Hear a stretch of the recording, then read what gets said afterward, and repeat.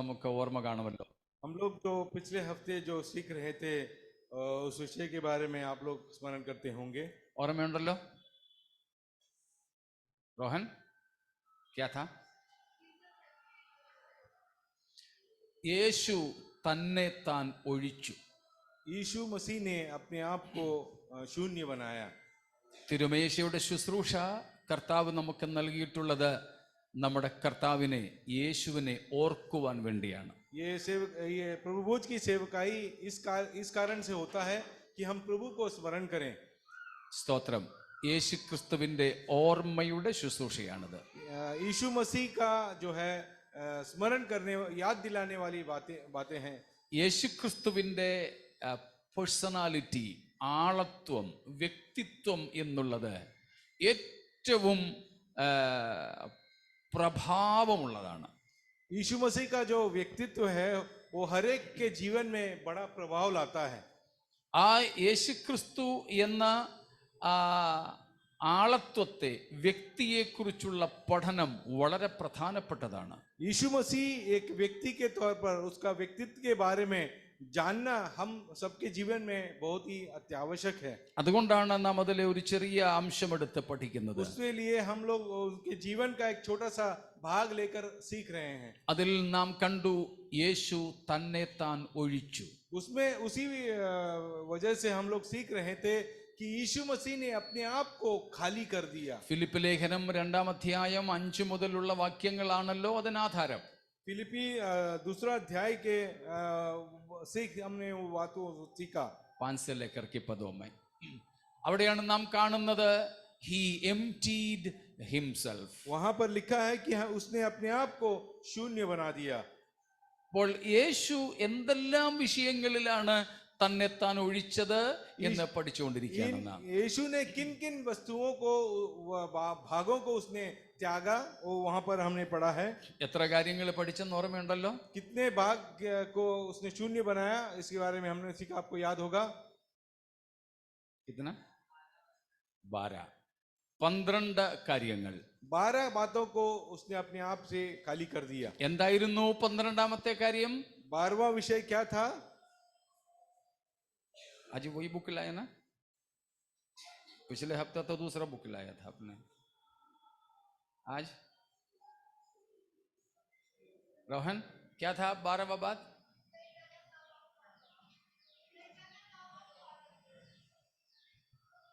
സ്തോത്രം. വേദപുസ്തകത്തിലെ ദൈവം ത്രിയേകനാണ്. हमारे कलाम का जो परमेश्वर है त्रिएक परमेश्वर है. वो ബൈബിളിലെ ദൈവത്തിന്റെ ഏറ്റവും വലിയ ആളത്വത്തിലെ വിശേഷതയാണത്. परमेश्वर के व्यक्तित्व का खासियत भी वही है. വേറെ എങ്ങും ത്രിയേകനായ ഒരു ദൈവം ഇല്ല. और कहीं भी त्रिएक परमेश्वर पाया नहीं जाता है. ഈ ദൈവം സ്നേഹമാണ്. ये परमेश्वर प्रेम है. 1 യോഹന്നാൻ 4-ാം അധ്യായത്തിന്റെ 8 അല്ലെങ്കിൽ 9 തുടക്കം, അവിടെയും 16ാമത്തെ വാക്യത്തിലും വായിക്കുന്നു ഗാഡ് ഈസ് ലവ്. ദൈവം സ്നേഹം തന്നെ. पहला यूहन्ना 4 अध्याय का 8वां और 16वां वचन में इस प्रकार लिखा है कि परमेश्वर प्रेम है कर. ദൈവം സ്നേഹം ആണെങ്കിൽ അനാദി മുതലേ ദൈവം സ്നേഹമാണ്. अगर परमेश्वर प्रेम है, आदि से अभी तक परमेश्वर प्रेम ही है. अनादि से. സ്തോത്രം. അനാദിയിൽ, ആദിക്ക് മുൻപേ അനാദിയിൽ ദൈവമല്ലാതെ വേറെ ആരുമില്ലായിരുന്നു. आदि से पूर्व अनादि में परमेश्वर को छोड़ और कोई नहीं था. അന്നും ദൈവം സ്നേഹമായിരുന്നു. और उस समय में भी परमेश्वर प्रेम ही था. അങ്ങനെയെങ്കിൽ ദൈവം മാത്രമുണ്ടായിരുന്ന അന്ന് ദൈവം സ്നേഹമായിരുന്നുവെങ്കിൽ ദൈവം ആരെ സ്നേഹിച്ചു? ദൈവത്തെ ആര് സ്നേഹിച്ചു? अगर आदि में सिर्फ परमेश्वर ही था और परमेश्वर प्रेम था कहते हैं, तो परमेश्वर किससे प्रेम किया? उसके साथ प्रेम के लिए कौन था? എന്റെ കൂടെ ഉണ്ടല്ലോ നിങ്ങളെല്ലാവരും. ദൈവം അനാദിയിൽ ഏകനായിരുന്നു. अनादि में परमेश्वर अकेला था. അന്ന് സൃഷ്ടിയൊന്നും നടന്നിട്ടില്ല. उस समय में सृष्टि नहीं हुआ था. അന്ന് ദൈവം മാത്രമേ ഉള്ളൂ. उस समय खाली परमेश्वर खुद थे. അന്നും ദൈവം സ്നേഹമായിരുന്നു. और उस अनादि में भी परमेश्वर प्रेम थे, കാരണം ദൈവത്തിന് മാറ്റമില്ല. क्योंकि परमेश्वर में कोई बदलावट होता नहीं है समय के साथ। അനാദിയിലും ഇന്നും അനന്തതയിലും ദൈവം ഒരുപോലെ തന്നെ. अनादि में अभी और अनंत काल के लिए परमेश्वर एक समान हमेशा रहेगा. അപ്പോൾ അനാദിയിൽ കർത്താവ് ദൈവം ഏകനായിരുന്നു. जब अनादि में परमेश्वर अकेला था, അന്ന് അവൻ സ്നേഹമായിരുന്നു. उस समय में वो प्रेम था. സ്നേഹം കൊടുക്കുവാനും എടുക്കുവാനും ഉള്ളതാണ്. प्रेम जो है देने के लिए और लेने के लिए होता है. സ്നേഹിക്കുവാനും സ്നേഹിക്കപ്പെടുവാനും. प्यार करने के लिए और किसी और से प्रेम जताने के लिए. To love and to be loved. ഇതാണ് സ്നേഹം. खुद को प्रेम का एहसास होना और दूसरे को प्रेम का एहसास देना. എന്നാൽ അന്ന് ഏകനായിരുന്നപ്പോൾ ഈ നിത്യനും സ്നേഹവുമായ ദൈവം ആരെ സ്നേഹിച്ചു? जो शाश्वत परमेश्वर है, जो अकेला परमेश्वर है, उस समय में किससे प्रेम किया और किसको प्रेम जताया? ആരെയാണ് സ്നേഹിച്ചത്? किससे प्रेम किया उसने? എന്തോ നംസെ അല്ല, നമ്മളില്ലായിരുന്നു. Between or within the trinity. Within the trinity. जो त्रिएक परमेश्वर तीनों के बीच में वो प्रेम रहता था. पिता पुत्र पवित्र आत्मा में आपसी प्रेम था. സ്തോത്രം. അതാണ് ദൈവത്തിന്റെ നിത്യസ്നേഹം. उसी को परमेश्वर की अनंत स्नेह प्रेम कहते हैं. Praise God.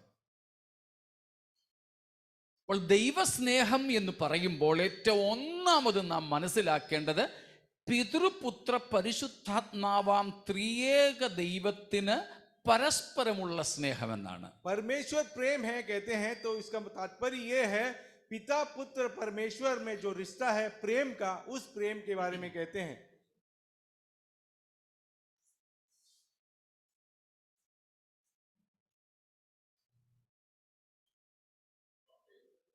चौक पीस देख रहा था, या अक्सर ये होता था लेकिन आज है ही नहीं.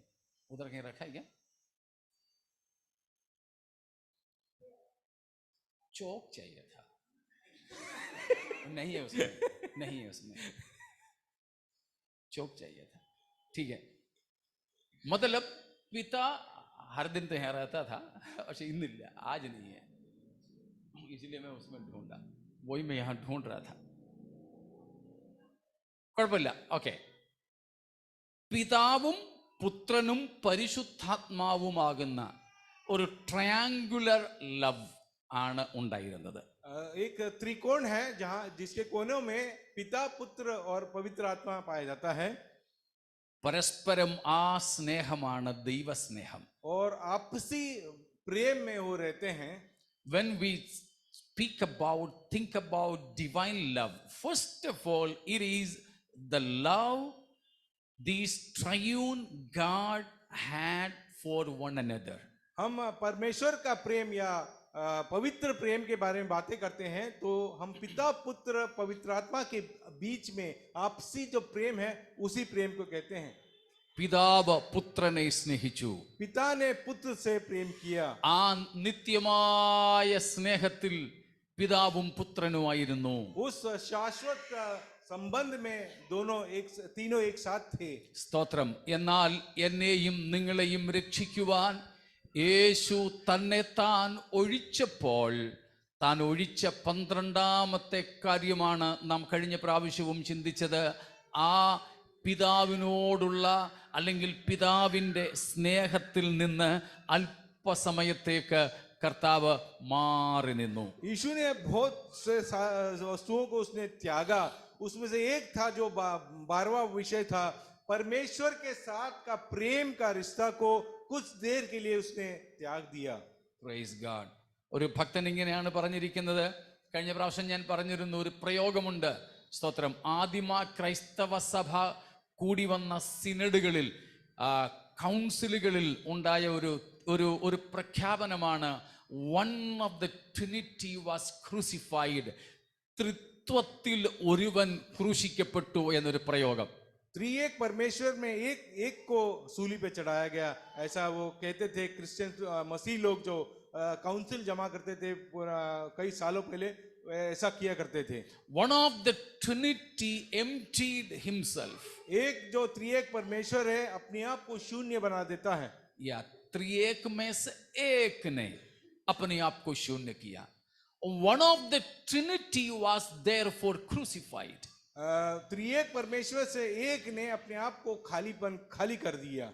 അതുകൊണ്ട് ആ കർത്താവ് one of the Trinity ക്രൂശിക്കപ്പെട്ടു. और वो एक जो त्रिएक परमेश्वर से एक है वो अपने आप को सूली पे मारा गया। അതേപറ്റി പറഞ്ഞിരിക്കുന്നത് he bending all the way down from the eternal blessedness of the unspeakably intimate and changeless life of the love of the Holy Trinity. അതെ, പരിശുദ്ധ തൃത്വത്തിലുള്ള മാറിക്കൂടാത്ത അനന്തമായ അഗമ്യമായ സ്നേഹത്തിൽ വസിച്ചിരുന്ന അവസ്ഥയിൽ നിന്നും അതിൽ ഒരുവൻ എന്നെയും നിങ്ങളെയും തേടി ഈ ഭൂമിയിലേക്ക് ഇറങ്ങി വന്നു. वो त्रिएक परमेश्वर जो शाश्वत प्रेम के बंधन में तीनों के साथ बंधा हुआ था, वो हमारे खातिर उस प्रेम को त्याग करके इस धरती पर आता है। ഈ തിരുമേശയിലേക്ക് നാം അടുത്തു വരുമ്പോൾ ഓർക്കേണ്ട വസ്തുതയാണ്, സ്തോത്രം, യേശു ഈ വലിയ പിതാവിന്റെ സ്നേഹത്തിൽ നിന്നുമാണ് ഇങ്ങോട്ട് വന്നത്. जब प्रभु भोज में से भाग लेने के लिए हम आते हैं तो इन बात को स्मरण करें कि परमेश्वर यीशु मसीह जो उस शाश्वत प्रेम में थे, जो पिता के साथ में थे, उस प्रेम को कुछ देर के लिए त्याग कर हमको बचाने के लिए इस धरती पर आ गए। സ്തോത്രം. അമ്മയും മക്കളും തമ്മിലുള്ള ഒരു സ്നേഹ കൂട്ടായ്മയിൽ നിന്ന് ഒരാൾ ഹോസ്റ്റലിലേക്ക് പോകുമ്പോൾ വേദനയുണ്ടല്ലേ? अगर माँ बच्चों के बीच में जो प्रेम का रिश्ता है, बच्चे कुछ समय के लिए हॉस्टल में जाकर रहने के लिए चले जाते हैं तो परिवार वालों को दुख होता है। സ്തോത്രം. നമ്മുടെ കർത്താവ് അനാദിയായി, അനാദി മുതൽ പിതൃ പുത്ര പരിശുദ്ധാത്മ ത്രിയേക സ്നേഹബന്ധത്തിൽ നിന്ന് ഇവിടേക്ക് മാറി വന്നു. अनादि में जो परमेश्वर त्रिएक परमेश्वर एक साथ एक प्रेम में थे, उस प्रेम को छोड़ करके समय में इस धरती पर आ जाता है। സ്തോത്രം. അതും മനുഷ്യനായി. वो भी सिर्फ मनुष्य का रूप धारण कर कर। ഞാൻ അന്നും പറഞ്ഞൊരു കാര്യം ആവർത്തിച്ചു പറയുന്നു. Whether in the pre fall condition of man or the fallen condition of man, पाप में गिरने के पहले या पाप में गिरने के पश्चात, പാപത്തിൽ വീഴുന്നതിന് മുൻപുള്ള അവസ്ഥയിലാണോ അതോ മനുഷ്യൻ പാപത്തിൽ വീണ ശേഷമുള്ള അവസ്ഥയിലാണോ യേശു വന്നത്? यीशु मसीह इस धरती पर मनुष्य रूप धारण करके आए, और पाप से मनुष्य पाप में गिरने से पहले का रूप था या पाप में गिरने के पश्चात का रूप धारण कर मसीह यीशु इस धरती पर आए? आप लोग बताइएगा।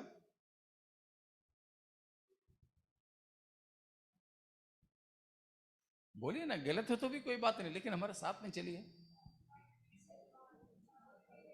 പാപത്തിൽ വീണ ശേഷമുള്ള അവസ്ഥയിൽ, पाप में गिरने की अवस्था से पहले या पाप में गिरने के पश्चात की अवस्था में परमेश्वर धरती पर आए। പാപത്തിൽ വീണ ശേഷം, in the fallen condition of മാൻ. जो पाप में पाप करने के बाद गिर गए थे मनुष्य, उस अवस्था में यीशु मसीह धरती पर आए। അതുകൊണ്ടാണ് മർത്യ ശരീരം അവൻ എടുത്തത്. इसीलिए कहते हैं कि मर्त्य शरीर यीशु ने धारण किया। അതുകൊണ്ടാണ് കർത്താവിന് ക്ഷീണം തോന്നിയത്. और इस कारण से यीशु मसीह थक जाते थे। അതുകൊണ്ടാണ് യേശു ഉറങ്ങിയത്. और इसी कारण से मसीह को नींद भी आया, വിശന്നത്, भूख भी लगा, അത്തിവൃക്ഷത്തിൽ ഫലം തിരഞ്ഞത്. इसीलिए अंजीर का वृक्ष में अंजीर को ढूंढा हो। സ്തോത്രം. അതുകൊണ്ട് ഒരു എഴുത്തുകാരൻ ഇങ്ങനെയാണ് പറഞ്ഞിരിക്കുന്നത്, एक लेखक ने इस प्रकार लिखा है, he bent all the way down to human life as we know it. നാം അറിയുന്നത് പോലെ നമ്മെ പോലെ മനുഷ്യത്വത്തിൽ യേശു വന്നു.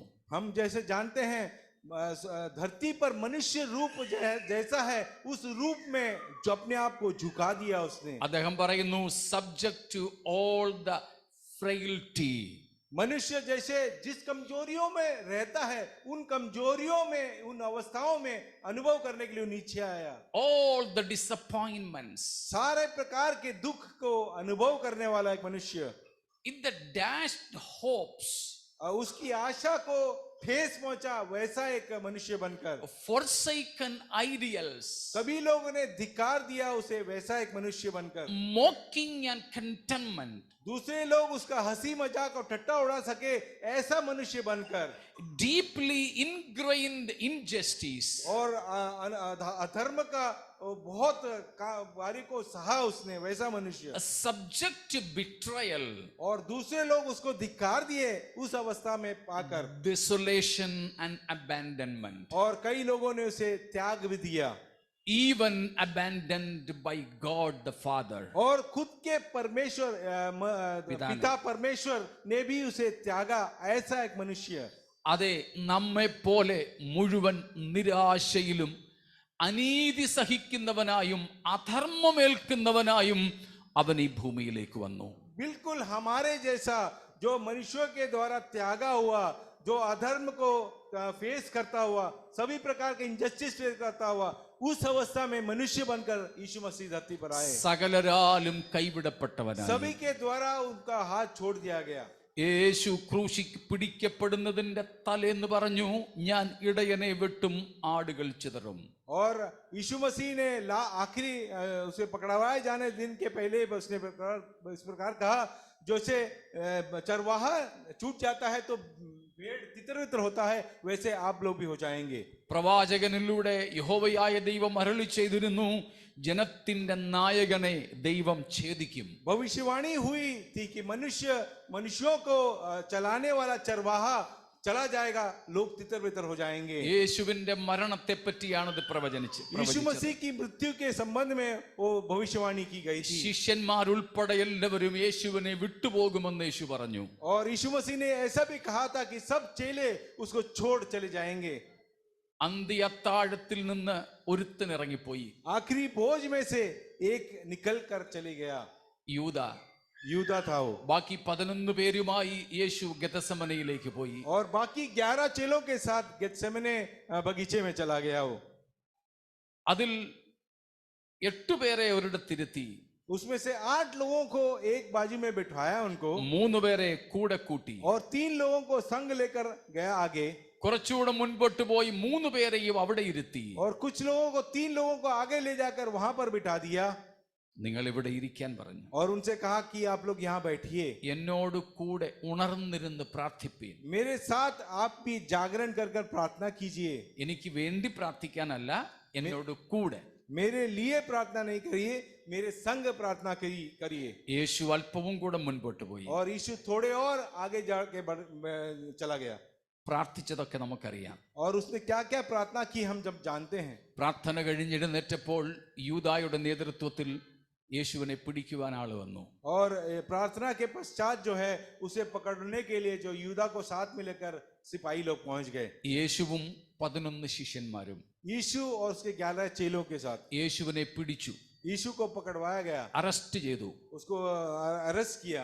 പ്രവചനം നിവൃത്തിയാകുമെന്നും ശിഷ്യന്മാരെല്ലാവരും അവനെ വിട്ടുപോയി. और उसके बारे में भविष्यवाणी जो की थी वो सही हो सके, वैसा उसके 11 चेले इधर उधर तितर बितर हो गए। ആര്?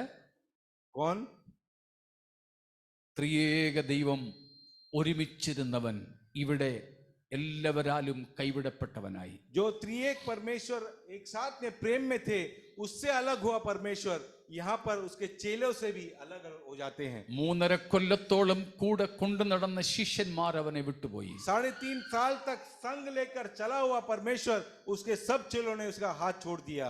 ഏറ്റവും ഒടുവിൽ ക്രൂശിൽ കിടക്കുമ്പോൾ അവൻ ഇങ്ങനെ നിലവിളിച്ചു ചോദിച്ചു, എന്റെ ദൈവമേ, എന്റെ ദൈവമേ, എന്നെ കൈവിട്ടതെന്ത്? आखिर में सूली पे पड़ा हुआ यीशु मसीह ने इस प्रकार पुकारा, हे पिता, मुझे क्यों त्याग दिया है? പിതാവായ ദൈവത്താൽ പോലും കൈവിടപ്പെട്ടവനെ പോലെ ക്രൂശിൽ തൂങ്ങിക്കിടക്കുന്ന യേശുവിനെ ഒന്ന് സ്മരിച്ചു നോക്കൂ. अपने पिता के द्वारा त्यागा हुआ उस परमेश्वर को स्मरण कीजिए जो सूली पर टंगा हुआ है. അതിന്റെ ഓർമ്മയ്ക്കാണ് ഈ അപ്പവീഞ്ഞുകൾ. और उस बात को स्मरण दिलाने वाली बात है ये प्रभु का ആ भोज। യേശുവിന്റെ ക്രൂശിനെ ധ്യാനിക്കാൻ കഴിയാത്തവരാരും ഇതിൽ പങ്കാളികളാകരുത്. उस सूली को जो स्मरण नहीं कर सकता है वो इस प्रभु भोज में से भाग न ले। എന്റെ കൂടെ നിങ്ങളുണ്ടല്ലോ. आप लोग हमारे संग हैं। അശ്രദ്ധരായിട്ടിരിക്കുകയാണെങ്കിൽ അങ്ങനെയുള്ളവർ ഇതിൽ പങ്കാളികളാകരുത്. बिना ध्यान पूर्वक यहाँ कोई भी इसमें भाग न ले। യേശു ക്രൂശിക്കപ്പെട്ടു. यीशु मसीह को सूली पर टंगाया गया। പിതാവിന്റെ സ്നേഹത്തിൽ നിന്ന് അല്പസമയത്തേക്ക് അവൻ സ്വയം മാറി. पिता का प्रेम में से अपने को थोड़ी देर के लिए विभाजित किया उसने। എന്നിട്ട് അവൻ എന്തിന്റെ ഏത് പാത്രത്തിലായി അവൻ? और वो कौन से किस कटोरे के अंदर गिर गया हो? ക്രോധത്തിന്റെ പാനപാത്രം അവൻ കുടിക്കാൻ പോവുകയാണ്. पिता का क्रोध का कटोरा वो पीने के लिए तैयार हो जाता है। എനിക്കും നിങ്ങൾക്കും വേണ്ടി हमारे और आपके लिए അവൻ നമ്മുടെ പാപമെല്ലാം തന്റെ മേലേറ്റു. हमारे सारे पापों को उसने अपने ऊपर ले लिया। അതുകൊണ്ട് അവൻ നമുക്ക് വേണ്ടി പാപമാക്കപ്പെട്ടു. इसीलिए वो हमारे लिए खुद पाप बन गए। ആ സ്നേഹത്തിൽ നിന്ന് ക്രോധത്തിലേക്കുള്ള ഒരു ചെറിയ മാറ്റം. उस प्रेम की अवस्था से क्रोध की अवस्था तक का छोटा समय के लिए നാം കുടിക്കേണ്ടിയിരുന്ന ക്രോധ പാനപാത്രം അവസാനം മട്ടുവരെ എന്റെ കർത്താവ് ഊറ്റി കുടിച്ചു. क्रोध का कटोरा जो हमें प्राप्त होना था उसे हमसे लेकर यीशु मसीह ने खुद ही पी लिया। അതുകൊണ്ടാണ് പുത്രൻ ഗെത്സമനയിൽ പ്രാർത്ഥിച്ചത്, പിതാവേ കഴിയുമെങ്കിൽ ഈ പാനപാത്രമെങ്കിൽ നിന്നും മാറിപ്പോകണം. इसीलिए यीशु मसीह ने गेत्सेमने में पिता से इस प्रकार प्रार्थना किया, इस क्रोध का कटोरा मुझसे दूर हो जाए तो वैसा करना परमेश्वर।